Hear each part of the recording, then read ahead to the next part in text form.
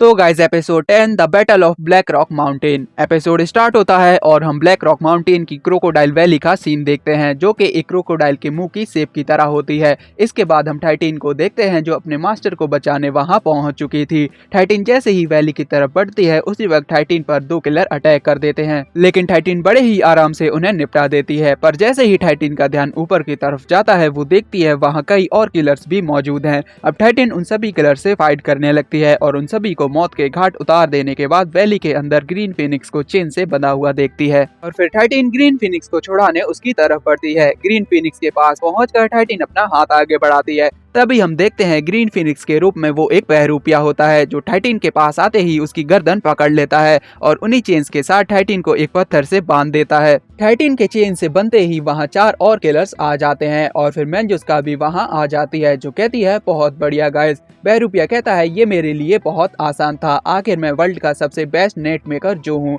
अब मैंजुस्का टाइटिन से कहती है तुम्हारे मास्टर की तलवार ने मुझे लगभग मार ही डाला था, तो इसलिए मैं तुम्हारा ये प्यारा सा चेहरा लेकर उसका बदला लूंगी। और जैसे ही मैंजुस्का टाइटिन के फेस पर से मास्क हटाती है वो कहती है हे भगवान। अब टाइटिन जो असल में 7 था कहता है क्या हुआ, तुम्हें मेरा ये चेहरा पसंद नहीं आया क्या। तभी कैमरा उस बर्ड पर जाता है जो एपिसोड के स्टार्ट से ही टाइटिन के साथ था, क्योंकि वो कोई बर्ड नहीं बल्कि दाइबो होता है। हालांकि दाइबो भी एक बर्ड ही है, पर खैर अब दाइबो 7 की सीजर निकाल कर उसकी तरफ फेंक कर बोलता है 7 कैच। अब 7 अपने इंटरनल फोर्स से सीजर को कंट्रोल करता है जो मैंजुस्का के फेस के पास से गुजरती है, जिससे उसके बाल कट जाते हैं। 7 कहता है मैं तुम्हें ये टाइटिन का प्रिटी फेस तो नहीं दे सकता, पर मेरी तरफ से तोहफे में ये न्यू हेयर कट रखो। मैंजुस्का गुस्से से कहती है इस मोटे मुर्गे को पहले मारो, जिससे वो सभी किलर्स दाइबो पर अटैक करने बढ़ते हैं। तभी दाइबो एक फ्लैश बैंग गायबा एग निकाल कर फोड़ देता है, जिससे उन सभी किलर्स की आंखें चौंधे आ जाती हैं। इसी दौरान 7 उन चेन्स को तोड़ते हुए बाहर आता है और उन किलर्स और उस बहरूपे पर अटैक कर देता है। फ्लैश का असर जैसे ही खत्म होता है हम देखते हैं 7 ने अटैक से उस बहरूपिये को नंगा कर दिया था। 7 बहरूपिये से कहता है उस रोप को यूज करने वाले हाउसकीपर के मुकाबले तुम्हारी स्किल्स कुछ भी नहीं है और अब यहाँ से चले जाओ, क्योंकि मैं तुम्हारी शकल याद कर चुका हूँ, वापस जाकर प्लास्टिक सर्जरी करा लो। तभी दाइबो कहता है हम बहुत पहले ही इस तरह के ट्रैप देख चुके हैं, तो इसलिए अब हम बन चुके हैं the strongest duo Los Pollos the man chicken duo. मैंजुस्का कहती है तुम कितने बुरे लग रहे हो, तुम्हें देखकर कहीं मेरी आंखें खून ना दे पड़े। 7 बोलता है सॉरी माफ करना, मैं अभी अपने कपड़े बदल लेता हूँ। अगले सीन में 7 पत्थर के पीछे जाकर अपने कपड़े बदलता है और कहता है हाँ ये कपड़े ज्यादा कंफर्टेबल हैं। तभी 7 का ध्यान आगे जाता है और वो देखता है मैंजुस्का उसके सामने ही खड़ी हुई थी। मैंजुस्का कहती है मेरे बाल काट कर तुमने अपनी मौत को न्योता दिया है, पर आज मैं तुम्हें नहीं मारूंगी, मेरी जगह। ये कहते ही मैंजुस्का साइड हो जाती है और अचानक से एक पत्थर बहुत ही स्पीड में 7 की तरफ बढ़ता है। वक्त रहते 7 उसे डॉज कर देता है और वो ब्लॉक दाइबो के सिर के ऊपर से निकल कर पीछे जा टकराता है। 7 बहुत हैरान हो जाता है और कहता है ये क्या था, और फिर हम सीमन को देखते हैं और उसी ने ये अटैक किया था। मैंजुस्का कहती है सीमन ब्लैक रॉक माउंटेन का सबसे स्ट्रॉन्गेस्ट फाइटर है। ये सुनते ही एक किलर उठ जाता है और बोलता है क्या सच में ये वही है। 7 उससे पूछता है क्या मतलब ये वही है। किलर बताता है लीजेंड्स कहते हैं ब्लैक रॉक माउंटेन में कोई है जो अपने बचपन से ही स्टोन को कंट्रोल कर सकता है, और जो ब्लैक रॉक माउंटेन के स्टोन्स हैं वो वर्ल्ड के सबसे हार्डेस्ट स्टोन्स होते हैं, और इसी वजह से इस स्टोन मैनिपुलेटिंग मैन को कोई कभी हरा ना सका। 7 कहता है अच्छा अब समझ आया, इसी वजह से तुम सभी ने अपना ट्रैप यहाँ सेटअप किया है। अब 7 ध्यान देता है तो वो देखता है सीमन के डर से वो किलर वहाँ से गायब हो जाता है। मैंजुस्का कहती है मेरी इंजरीज अभी ठीक नहीं हुई हैं, इसीलिए तुम दोनों मजे करो। ये कहकर मैंजुस्का वहाँ से चली जाती है। तभी सीमन 7 पर अटैक करता है और अपनी पावर से जमीन से 3 ब्लॉक निकालता है और उनमें पंच मारकर 7 की तरफ भेजता है। 7 भी उस ब्लॉक को डॉज करके दाइबो को आवाज देता है। दाइबो सोफी के मुंह से डैगर लेता है और 7 की तरफ फेंक कर बोलता है 1 मिनट से ज्यादा यूज नहीं। 7 बोलता है 1 मिनट काफी है, और 7 जैसे ही डैगर पकड़ने वाला था तभी दूसरा ब्लॉक डैगर ले जाता है और तीसरा 7 को भी। ये देखकर दाइबो के रिएक्शन कुछ ऐसे होते हैं, लेकिन फिर 7 डैगर को पास बुलाता है और ब्लॉक के ऊपर से जंप करके सीमन की तरफ बढ़ता है। सीमन भी बहुत सारे छोटे ब्लॉक्स को निकालता है और उन्हें अपने चारों तरफ स्पिन करने लगता है। अगले सीन में 7 सीमन को हिट करने की कोशिश कर रहा था, लेकिन उन स्पिनिंग ब्लॉक के चलते वो नहीं कर पाता। तभी 7 ब्लॉक के बीच गैप देखकर अटैक करता है, लेकिन सीमन ब्लॉक से डैगर को पकड़ लेता है। 7 पीछे हटकर अपनी सीजर से अटैक करता है, पर सीमन अपने सामने दीवार बनाकर उसे भी ब्लॉक कर देता है। तभी हम किलर 9 को देखते हैं जो मैंजुस्का से कहता है यही है वो जिसे सब वर्ल्ड ग्रेटेस्ट असैसिन कहते हैं, जिसका कोड नेम 7 है। मैन जिसका कहती है सीमन एक स्ट्रेटेजी के साथ फाइट कर रहा है, वो उसे 1000 डीमन डैगर यूज करने से रोक रहा है। 9 कहता है ये बोरिंग है। अब हम 7 को देखते हैं जो कहता है अगर मैं अपनी सीजर को और तेज स्पिन करूं तो मैं उसके रॉक को काट सकता हूं। अब 7 जैसे ही ये कहता है उसी वक्त एक ब्लेड सीमन की दीवार और उसके हाथ को काट कर उसके टुकड़े कर देता है। दीवार जैसे ही टूटती है हम उसके पीछे 9 को देखते हैं, जिसने बड़े ही आराम से सीमन की दीवार को काट दिया था। 9000 डीमन डैगर को देखता है और उसे किक करके 7 को देता है। 9 की इस हरकत को देखकर सीमन को गुस्सा आता है, पर 9 सीमन से कहता है अब इसे मैं मारूंगा। ये सुनकर सीमन वहां से गायब होकर मैनजुस्का के पास आ जाता है और उससे कहता है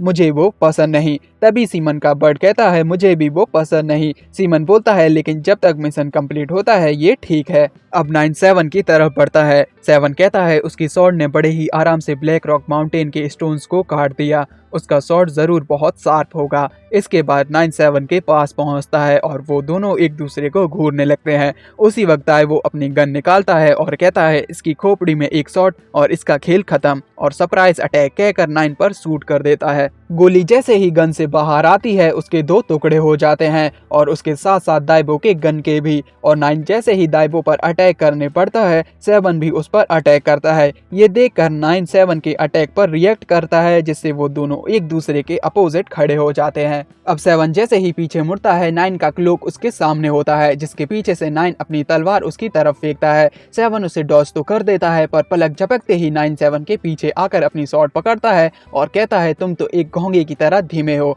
और फिर 7 की पीठ में कट मार देता है। 9 वापस अपना क्लोक पहनता है और फिर से 7 पर अटैक करता है। 7 भी 9 पर अटैक करता है, पर 9 अटैक को ब्लॉक करके इतनी पावर के साथ 7 पर स्ट्राइक करता है कि उसके इम्पैक्ट से जमीन ही चटक जाती है। 9 कहता है तुम तो स्ट्रेंथ में भी बहुत वीक हो। हम देखते हैं इम्पैक्ट की वजह से 7 के हाथों से ब्लड आने लगता है और 7 9 की शॉट को भी नहीं रोक पाता, जिससे वो उसके कंधे में घुसने लगता है।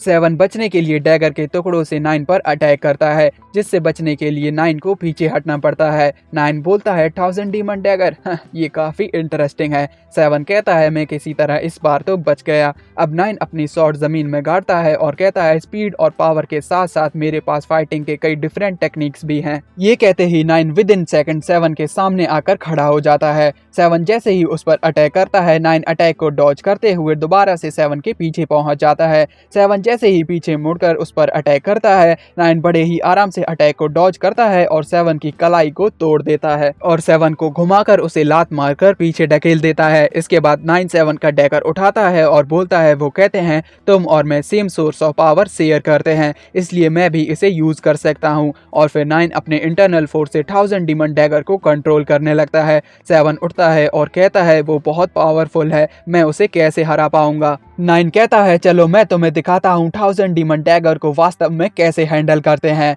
9 डैगर के टुकड़ों से 7 पर अटैक करता है। 7 उससे बचने के लिए सीजर को अपने सामने स्पिन करने लगता है, जिससे 7 बचता तो है पर फिर भी डैगर के कुछ टुकड़े उसे घायल कर देते हैं। आखिर में 7 और उसका सीजर दोनों गिर जाते हैं। हम 9 को देखते हैं जो डैगर को यूज करके कहता है ये तो बहुत मजेदार है। वहीं दूसरी तरफ 7 घायल हालत में जमीन पर पड़ा हुआ था, जहां 7 याद करता है रेडटूथ, ग्रीन फिनिक्स, सीमन, यहाँ तक कि उस हाउसकीपर ने उससे कहा था तुम 2 साल पहले के मुकाबले बहुत कमजोर हो चुके हो। अब 7 अपनी लाइफ से जुड़े बहुत सारे पजल के पीसेस को देखता है और कहता है वो सभी कहते हैं पास्ट में मैं बहुत स्ट्रांग था। क्या ऐसा हो सकता है? मुझे बस इतना करना है कि मैं अपने पुराने व्यक्तित्व के सभी हिस्सों को फिर से जोड़ दूं, तो क्या तब मैं उसे हरा पाऊंगा? लेकिन अभी भी मेरा एक हिस्सा ऐसा है जिसे मैं फिर से जोड़ ना पाऊं और मैं नहीं जानता मैं उसे सही तरीके से कैसे जोड़ सकता हूं। तभी 7 एक बच्चे को पजल के पीसेस सॉल्व करते हुए देखता है। 7 उसके पास आता है और उसकी पजल को देखकर कहता है तुम इसे गलत तरीके से सॉल्व कर रहे हो, ये कलर यहाँ बिल्कुल भी नहीं मिल रहा। वो बच्चा कहता है मैं इसे ऐसे क्यों नहीं कर सकता, ये इस तरह से भी तो अच्छा दिख रहा है, इसे सॉल्व करने के एक से ज्यादा तरीके भी तो हो सकते हैं। 7 उस बच्चे की बात पर गौर करता है और वो अचानक से देखता है उसकी लाइफ की पजल का एक पीस उसके हाथ में होता है और उस पीस पर उसका सीजर बना हुआ था। और फिर 7 को दाइबो की आवाज आती है जो उससे कहता है 7 मैंने किसी से तुम्हारे लिए एक न्यू सीजर बनाने को कहा है, जो किसी भी चीज को काट सकती है। अब ये सीन जैसे ही खत्म होता है हम देखते हैं दाइबो 9 पर अटैक करने पड़ता है और 9 उसे डैगर से काटने ही वाला था। 9 जैसे ही दाइबो पर अटैक करता है वो देखता है 7 ने उसे बचा लिया था। 7 कहता है दाइबो तुम्हें अपना वेट कम करने की जरूरत है और फिर 7 वापस से दाइबो को सोफी के पास फेंक देता है। 9 कहता है चलो सेकंड राउंड में एंटर करते हैं। तभी 9 7 पर अटैक्स करता है और 7 उन्हें डॉज। 9 डैगर के टुकड़ों से 7 पर अटैक करता है लेकिन 7 उनसे भी बच जाता है, पर 9 रुकता नहीं है और वो पीछे गए टुकड़ों को वापस बुलाकर 7 पर अटैक करता है। पर 7 भी हार नहीं मानता और वो भी हवा में रोटेशन के साथ सभी टुकड़ों को डॉज कर देता है। तभी 9 डैगर के साथ 7 पर अटैक करता है और 7 उसे भी डॉज कर देता है, पर उसका इंटरनल फोर्स उसे हिट करता है। उसी वक्त 7 नोटिस करता है 9 का इंटरनल फोर्स कम होने लगा है। 7 कहता है अब अपना डैगर वापस लेने का अच्छा समय है। 7 अचानक से स्पीड के साथ 9 के चारों तरफ मूव करने लगता है। अब 9 जैसे ही पीछे मुड़कर 7 पर अटैक करता है 7 बहुत चालाकी के साथ डैगर को उसके कवर में बंद कर देता है और 9 के हाथ से छुड़ाकर उसके पेट में दे मारता है। 7 रुकता नहीं है और वो वापस से कवर को इंटरनल फोर्स से कंट्रोल करके 9 के मुंह में दे मारता है। कवर मुंह में पड़ते ही 9 की नाक से ब्लड आने लगता है। 9 गुस्से में अपना क्लोक उतार फेंकता है और अपनी तलवार पास बुलाकर कहता है मैं तेरे 2 टुकड़े कर दूंगा। 9 बहुत ही गुस्से में 7 पर अटैक करता है और जैसे ही दोनों की तलवारें टकराती हैं हम देखते हैं 9 की तलवार 7 के डैगर को काटने लगती है। ये देखकर 7 कहता है मैं अटैक्स को डायरेक्टली नहीं ले सकता और 7 पीछे हटकर 9 के अटैक के इम्पैक्ट को वॉल की तरफ कर देता है, लेकिन 9 फिर से एक पावरफुल स्ट्राइक करता है और 7 के डैगर को उसके हाथ से छुड़ा कर दूर फेंक देता है और तभी 9 7 की उस टूटी हुई कलाई को पकड़ता है और हंसते हुए 7 पर अटैक करने जाता है, लेकिन उससे पहले ही 7 डैगर को कंट्रोल करता है और उसे सीधा 9 की बगल में दे मारता है। यहाँ 7 उयेंगजेन के मास्टर की थम्स अप स्टाइल को यूज करता है। अब 7 डैगर को पकड़ता है और 9 की चेस्ट में कट मार देता है। 7 फिर से अपने पैर से अटैक करता है पर 9 इस बार उसे डॉज कर देता है, लेकिन तभी 7 का जूता सीधा 9 के मुंह में जा लगता है। 9 जूता खाने के बाद पीछे आ जाता है और बोलता है आखिर ये किस तरह के मूव हैं। 7 कहता है चीप लाइफ हुआ, अब मैं भी सेपरेट अटैक्स कर सकता हूँ। ये कहकर 7 अपने दूसरे हाथ से सीजर को कंट्रोल करता है और उससे 9 पर अटैक करता है, पर 9 सीजर को अपनी तलवार से ब्लॉक कर देता है, लेकिन तभी सीजर के टुकड़े हो जाते हैं और वो 9 को घायल कर देते हैं। 9 हैरानी से कहता है क्या ये टुकड़े? हम देखते हैं वो टुकड़े असल में 7 के डैगर के थे जो वापस आकर डैगर से जुड़ जाते हैं। तभी 7 भी 9 के पीछे आकर उस पर अटैक करता है और कहता है ये ट्रिक मैंने तुमसे सीखी है, पर 9 भी डैगर को ब्लॉक कर देता है और कहता है लेकिन मैं अभी भी तुमसे बहुत तेज हूँ। 7 बोलता है हाँ, लेकिन तुम भूल गए ये 1000 डीमन डैगर है। ये कहते ही 7 डैगर के टुकड़ों को अलग करके अटैक करता है, पर 9 तब भी उसे डॉज कर देता है और अपनी तलवार से 7 पर अटैक करने जाता है। ये देख 7 कहता है उसने इसे भी डॉज कर दिया, ये वाकई में बहुत पावरफुल है, लेकिन मेरे पास अभी भी एक चीज और है। तभी हम 7 के अब तक के अपने सीजर के साथ किए उन मिशंस, फाइट्स और उन यादों को देखते हैं। 7 ये सारी बातें याद करता है और अपनी उस लाइफ के पजल के पीस में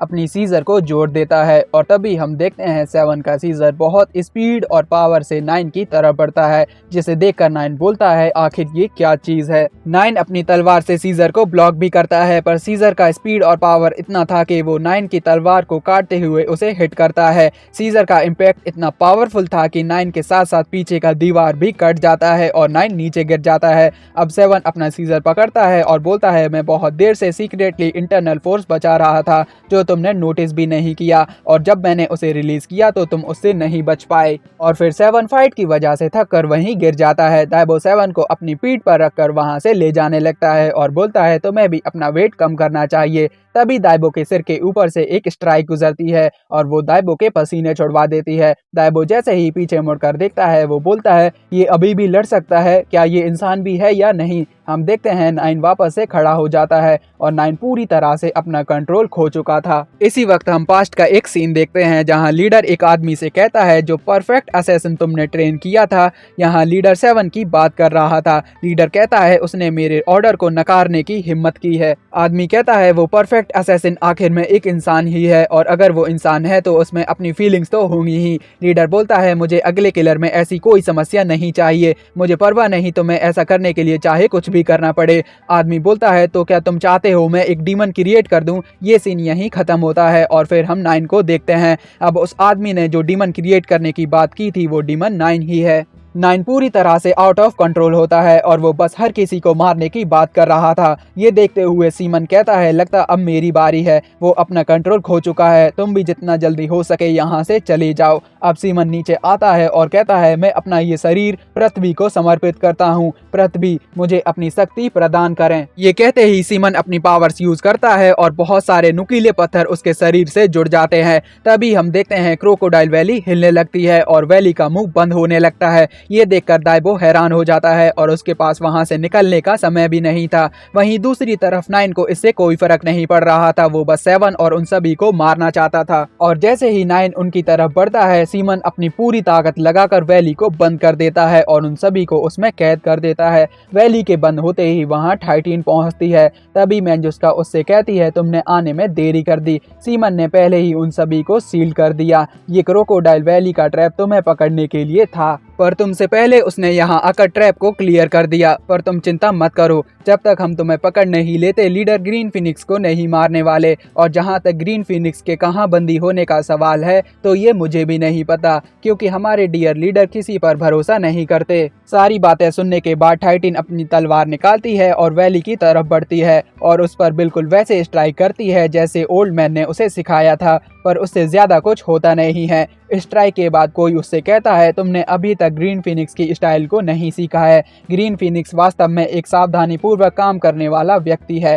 तभी हम देखते हैं ये कहने वाला कोई और नहीं बल्कि लीडर होता है। लीडर कहता है ग्रीन फिनिक्स ने तुम्हें प्लम ब्लॉसम विला भेजा ताकि तुम शॉर्ट्समैनशिप यानी तलवारबाजी सीख सको, जिससे तुम बदला लेने की चाह में इतना जल्दी नहीं मारी जाती। और दूसरा, जब तक तुम टेक्निक की फुल फॉर्म सीखना खत्म करते तब तक प्लम ब्लॉसम विला तुम्हारे लिए एक सुरक्षित जगह होता, क्योंकि इस समय सॉनवू में केवल प्लम ब्लॉसम विला ही है जिससे सीधे तौर पर लड़ने की हिम्मत मैं नहीं कर सकता।